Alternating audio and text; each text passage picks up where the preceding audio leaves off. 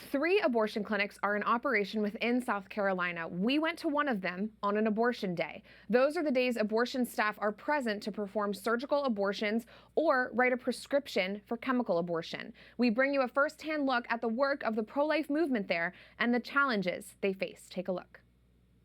Any opportunity to interact with them, let them know there's free ultrasounds, there's pregnancy care teams, and what do they need? What do they need? We will provide it. Sure. That there's really no reason to do this. A choice between life and death. Perhaps nowhere can we see the struggle so clearly as outside an abortion facility. Fridays are surgical abortion days at the Planned Parenthood Charleston Health Center. We were there on February 9th. Since 2020, the rate of abortions in South Carolina has steadily increased. But in 2023, a heartbeat law was signed by the governor, which could impact the rate of abortion moving forward. Right now, according to the latest data, about 1,000 children lose their lives to abortion here in the state per month.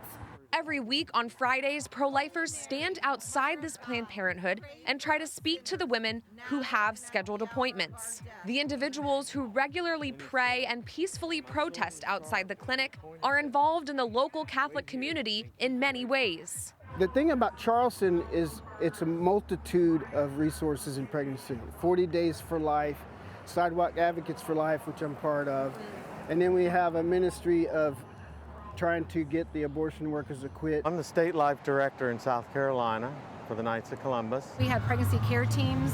We also have Walking with Moms in Needs through the parishes that we partner with. People trained with the national group Sidewalk Advocates for Life are present each week. Their group takes pride in being a, quote, loving and law-abiding presence on the sidewalk. Despite their best efforts, a chance to talk to the new mothers is rare, as Planned Parenthood escorts use their bodies to block anyone on the outskirts of the premises. And our window to do so is very small. Right. We have a very small window. Sometimes we're able to talk to someone else who's in the car.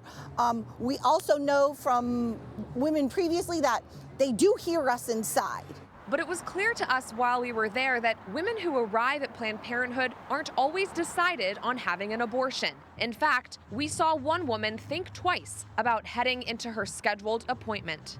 That's because a pro-life mobile clinic was parked just across the street. I said, well, we're here. We can give you the free tests and the ultrasound. And she said, oh, I'm here for the other thing. I said, well, what if we could help you and keep your baby and support you, give you rent, clothes. I said, would you mind talking to our nurse? And she's in. So that's amazing. She saw one of our sidewalk advocates just waving to her with a friendly smile, come this way. She saw an invitation. The nurse, Chris, is doing an intake, basically getting to know her needs, what's happening with her, and then she will, if the woman's in agreement, will give her a free pregnancy testing, free ultrasound, and life-affirming choices. Though we're not at liberty to share the details of this woman's story, what we did witness is that instead of parking in Planned Parenthood parking lot, she parked across the street and walked inside the pro-life mobile clinic.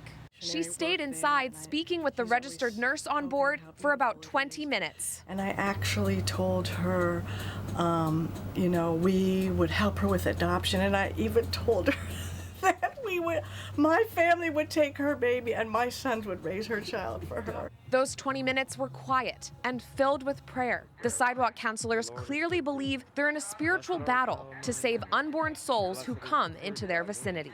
This young new mom did briefly enter the Planned Parenthood after speaking with Nurse Chris. She came out minutes later with a single piece of paper. It seems that the young woman left the clinic that day without an abortion. Hello, Mama. Thank you, Lord Jesus. It happened. Thank you, Lord Jesus. Woo. Yeah. While we were there, we heard concerns from pro-lifers about the enforcement of South Carolina's heartbeat law, which allegedly limits abortions statewide when the baby in the womb is 6 weeks or older. However, throughout the morning that Friday, women walked in and out for appointments, some of them visibly pregnant. We got this heartbeat law. We're going to reduce abortions maybe by as much as 80%.